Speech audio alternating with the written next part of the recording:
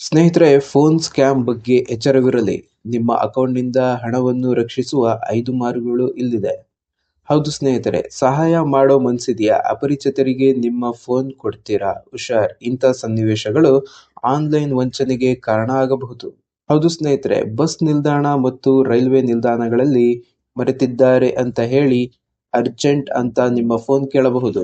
ಇಂಥ ಸಂದರ್ಭಗಳಲ್ಲಿ ಫೋನ್ ಕೊಡುವುದು ನಿಮ್ಮ ಬ್ಯಾಂಕ್ ವಿವರಗಳು ಮತ್ತು ಸಂದೇಶವನ್ನು ಕದಿಯುವ ಅಪಾಯ ಹೆಚ್ಚಿಸುತ್ತದೆ. ಕೆಲವರು ಪ್ರಯಾಣ ಅಥವಾ ಊಟಕ್ಕೆ ಹಣ ಕೇಳಬಹುದು, ನೀವು ಸಹಾಯ ಮಾಡಬಹುದು ಅಥವಾ ನಿರಾಕರಿಸಬಹುದು. ಆದರೆ ಅನೇಕರು ಒಂದು ಕಾಲ್ ಅಷ್ಟೇನು ಅಪಾಯವಿಲ್ಲ ಅಂತ ತಿಳಿದು ತಮ್ಮ ಫೋನ್ಗಳನ್ನು ಕೊಡುತ್ತಾರೆ. ಇಲ್ಲಿದೆ ಅಪಾಯ. ಅಪರಿಚಿತರಿಗೆ ನಿಮ್ಮ ಫೋನ್ ಕೊಡುವುದು ಬ್ಯಾಂಕ್ ಖಾತೆ ಖಾಲಿಯಾಗಲು ಕಾರಣವಾಗಬಹುದು.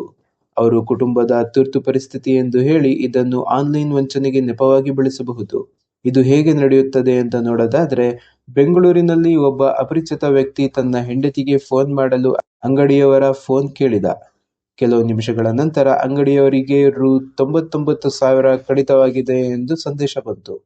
ವಂಚಕ ಕಾಲ್ ನೆಪದಲ್ಲಿ ಬ್ಯಾಂಕ್ ವಿವರಗಳನ್ನು ನಕಲು ಮಾಡಿ OTP ಪಡೆದು ಖಾತೆ ಖಾಲಿ ಮಾಡಿದ.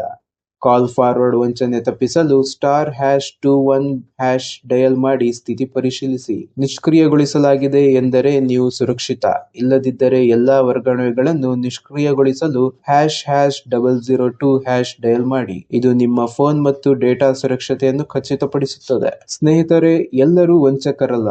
ಸುರಕ್ಷಿತವಾಗಿದ್ದಾಗ ಸಹಾಯ ಮಾಡಲು ಅವರು ನಿಮ್ಮ ಮುಂದೆ ನಿಮ್ಮ ಫೋನ್ ಬಳಸಲು ಅಥವಾ ಸ್ಪೀಕರ್ ಬಳಸಲು ಅನುಮತಿಸಿ. ನಿಜವಾದ ವ್ಯಕ್ತಿ ಒಪ್ಪುತ್ತಾರೆ. ಆನ್ಲೈನ್ ವಂಚನೆಗಳ ಬಗ್ಗೆ ಎಚ್ಚರದಿಂದಿರಿ. ಸ್ನೇಹಿತರೆ, ಈ ವಿಡಿಯೋ ನಿಮಗೆ ಬಹಳಷ್ಟು ಉಪಯೋಗ ಆಗಿದೆ ಅಂತ ಅಂದ್ಕೊಂಡಿದ್ದೀನಿ. ಈ ವಿಡಿಯೋ ಇಷ್ಟ ಆದರೆ ಲೈಕ್ ಮಾಡಿ, ಶೇರ್ ಮಾಡಿ, ಸಬ್ಸ್ಕ್ರೈಬ್ ಮಾಡಿ. Thank you. ಜೈ ಹಿಂದ್.